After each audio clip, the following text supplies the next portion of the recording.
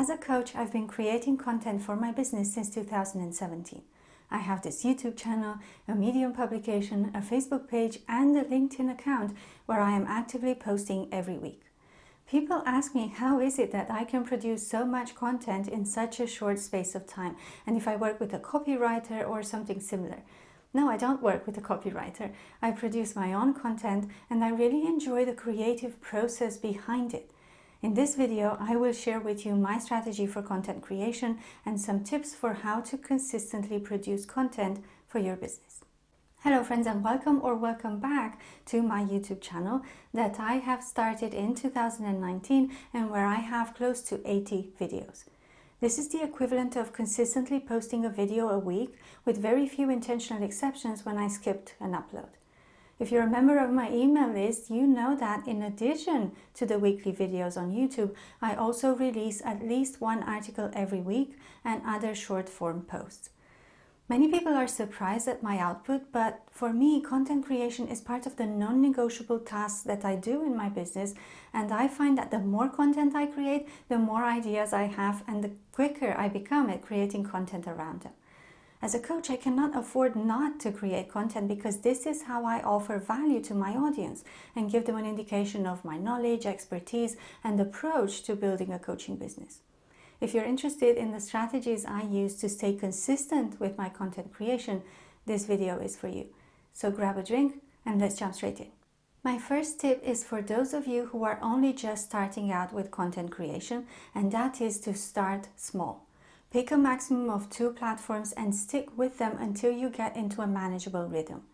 Which platforms you use will depend on your target audience, the places they like to get information from, and their learning preferences. Once you choose these platforms, do some research about how they work, what types of posts perform the best, what the algorithm favors or doesn't like, etc. Once you have this information, you'll get an idea for the type of content and the tone and style to use for best results. The second tip is to have a posting schedule.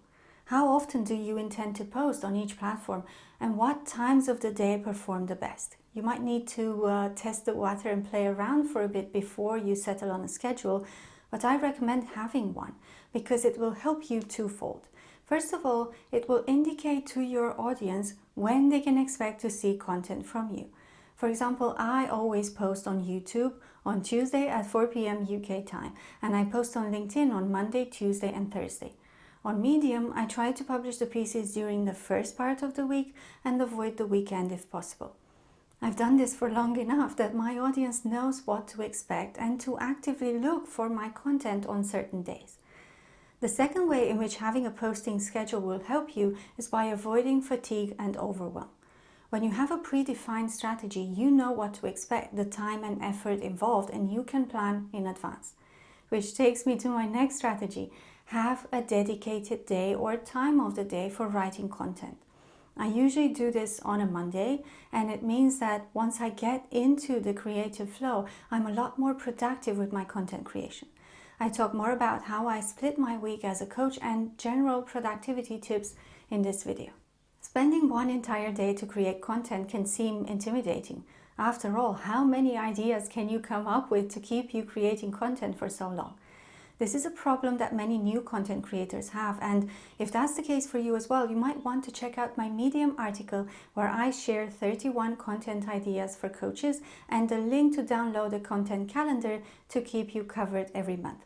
I will link it in the description box below. In addition to these ideas I shared in the article, I have another suggestion for you. Use an international celebrations calendar or a global events calendar to see what is being celebrated on a particular day, and if you can use that idea to create relevant content for your audience. I have such a calendar embedded in my social media scheduling tool, Promo Republic, but a simple Google search will provide you with the information. This is a nice way to add even more variety to your content and keep your audience engaged. Speaking of content ideas, I suggest you create a system for capturing all the thoughts and potential topics for your content. It can be as simple as keeping a pen and paper next to you or using the Notes app on your phone. I like to use the Medium Drafts folder for any article ideas I have because I can write more notes and create a structure for them. For my short form post ideas, I use my phone, and for my YouTube videos, I use a Trello board and an Excel sheet where I do keyword research. Your ideas capturing system doesn't have to be as complicated as mine is. I developed this system over time, and that is what works for me, but it might not be for everyone. It doesn't matter how you capture ideas, just make sure that you have them somewhere, not just in your head.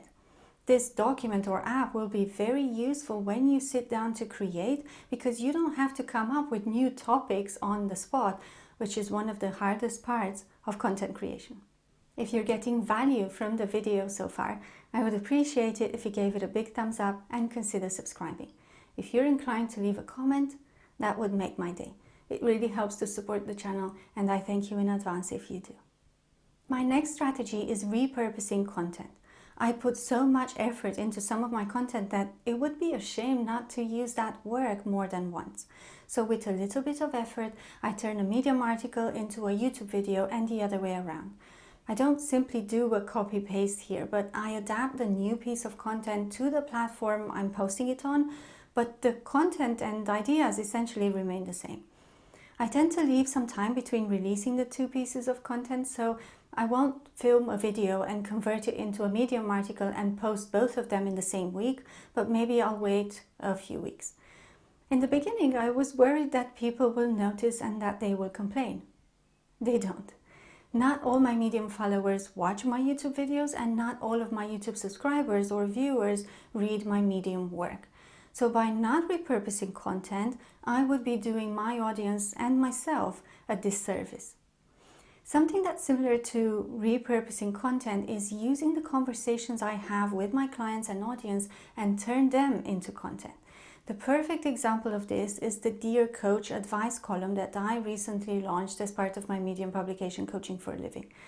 Inside it, I take emails, messages, and questions I receive about building a coaching business and answer them publicly via an article which is written in letter form. Some of these are actual emails I wrote, anonymized of course, and some of them are examples of good or bad practices, general advice, etc. Another thing that could help you stay consistent with your content creation is to join a writers club or an accountability program.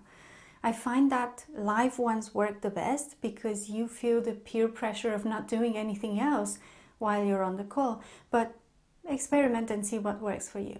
Writer's Hour is a good one that I tried and liked, but I'm sure that a Google search will bring up many results.